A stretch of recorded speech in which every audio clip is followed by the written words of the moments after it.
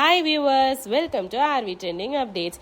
இந்த மாதிரி ப்ரோமோக்கு தான் ரொம்ப நாளா காத்துட்டு இருந்தோம். பிக் பாஸ் ப்ரோமோ வேற மாதிரி இருக்கு. என்ன நடக்குதுன்னா, நேத்து இருந்தே ராணுவ செம்ம கோவத்துல இருந்தாங்க. அந்த கோவா டீமை எப்படியாவது முடிச்சு விட்டுறணும் அப்படின்னு நினைச்சிட்டு இருந்தாங்க. அதுக்கு ஏத்த மாதிரியே பிக் பாஸ் அவுட் ஆனவங்களும் உள்ள வந்து பார்ட்டிசிபேட் பண்ணலாம் அப்படின்னு சொல்லிட்டாரு. அதாவது பார்ட்டிசிபேட் பண்றதுன்னா அவங்கள பிளாக் பண்ணலாமே தவிர பொம்மையை இவங்க பிடிக்க கூடாது, பிளாக் மட்டும் பண்ணலாம். இந்த ரூலை எப்ப கொண்டு வந்திருக்காருன்னா, ஒரு 8 பேர் தான் இருக்காங்க உள்ள. அப்பதான் வந்து இந்த மாதிரி உள்ள வந்து பிளாக் பண்ணலாம் மத்தவங்க எல்லாருமே அப்படின்னு சொல்லியிருக்காரு. உள்ள கரெக்டா யார் யார் இருக்காங்கன்னா, ஜெஃப்ரி, சிவகுமார், அருண், ஆனந்தி, சாச்சனா, மஞ்சரி, பவித்ரா, ரயான், அதுக்கப்புறம் ரஞ்சித். இவங்க மட்டும் தான் பொம்மை எடுத்துட்டு போய் உள்ள வைக்கணும். மத்தவங்க எல்லாருமே சைட்ல இருந்து ஓடி வராங்க. அதாவது அவங்க எல்லாம் வந்து தடுக்கலாமே தவிர பொம்மையை எடுத்துட்டு போய் வைக்க முடியாது. கேம் ஸ்டார்ட் ஆனதும் ஜாக்லினும் சௌந்தர்யாவும் மஞ்சரியை 2 பேரும் சேர்ந்து பிடிச்சிக்கிறாங்க, அவங்க போக முடியாத மாதிரி. அதுக்கப்புறம் அவங்க கிட்ட இருந்து தப்பிச்சு அந்த பக்கம் போனா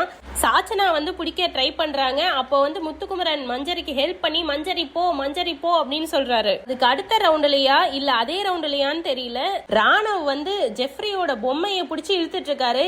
அதாவது ரூல்ஸ் என்னன்னா, பொம்மையை பிடிக்க கூடாது, ஆளுங்களை தான் தடுக்கலாம்னு சொல்றாங்க.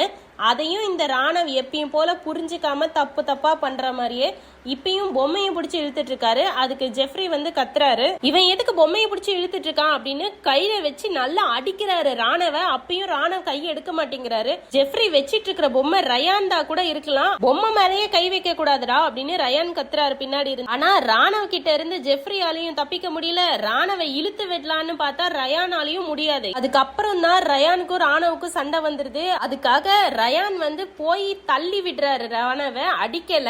இப்போ ராணவ் வந்து அவரும் தடுக்க பாக்குறாரு, திருப்பி அடிக்க போறாரு, தள்ளி தான் விடுறாரு அவரும். அப்போ ஒரு நகம் பட்டு ரயானுக்கு காயம் ஆயிருச்சு. அததான் அவரு கண்ணாடியில செக் பண்றாரு. அப்போ ராணவ முத்துக்குமரன், அருண் எல்லாருமே இழுத்துட்டு போறாங்க அந்த பக்கம். அப்புறம் ராணவ் கத்துறாரு, ரயான் அவ்வளவுதான்டா நீ அப்படின்னு சொன்னப்போ ரயான் சொல்றாரு, உன்னால ஒண்ணுமே பண்ண முடியாதுடா அப்படின்னு சொல்றாரு. அப்போ ஜாக்லின் வந்து ரயான்ட்ட ஏன்டா அடிக்க போற அப்படின்னு கேக்குறாங்க. முதல்ல பால் பிட்டுக்குள்ளதான் பொம்மையை மாத்தணும் அப்படின்னு சொன்னாரு பிக் பாஸ். அதுக்கு அடுத்தது நேத்து என்ன பண்ணாங்கன்னா, எங்க வேணா எப்படி வேணா அடிச்சுக்கோங்க அப்படின்னு சொன்னாரு.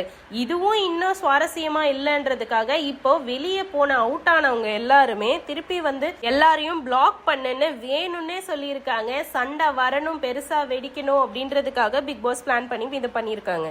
இதுல இவங்க 2 பேருக்கும் நிஜமாலவே சண்டை வருதா இல்ல இதுவும் ஸ்கிரிப்டடா, நீங்க என்ன நினைக்கிறீங்கன்றத கீழே கமெண்ட் பண்ணுங்க. இப்போ அடுத்த ப்ரோமோல என்ன சொல்றாங்கன்னா, ஜெஃப்ரி, ராணவ், ரயான் 3 பேரும் அந்த சண்டை போட்டுட்டு இருக்கப்போ ராணவ் வந்து ஜெஃப்ரிய வயித்துல வச்சு லாக் பண்ணிருக்காரு. அதே மாதிரி ரயான் வந்து ராணவ கழுத்துல வச்சு லாக் பண்ணிருக்காரு. இப்ப ராணவ் அடுத்தது என்ன கிரியேட் பண்றாருன்னா, ரயான் வந்து என் கழுத்துலயே லாக் பண்ணிட்டான், அப்போ எனக்கு கழுத்து சோக்கா இருந்தா என்ன ஆகும் அப்படின்னு கேக்குறாரு. அதுக்குதான் ஜாக்லின் சொல்றாங்க, அப்ப நீ வந்து ஜெஃப்ரிய வயித்துல லாக் பண்ணிட்டு இருந்தல, அப்ப அவனுக்கு வயித்துல எதுவும் சோக்கா ஆவாதா, அத பத்தி நீ யோசிக்கலையா, முதல்ல யாரு போய் பிடிச்சா ராணவ் அப்படின்னு கத்துறாங்க. அப்ப திடீர்னு ராணவுக்கு கோவம் வந்து கத்த ஆரம்பிக்கிறாரு. ஆல்ரெடி ரயான் வந்து இவரை அடிக்க வந்துட்டாரு. அந்த கோவத்துல எல்லாம் இருந்த ராணவ் ஜாக்லினை பார்த்து, நீ பாக்கல அதுக்கப்புறம் நமக்கு பீப் போட்டுடுறாங்க.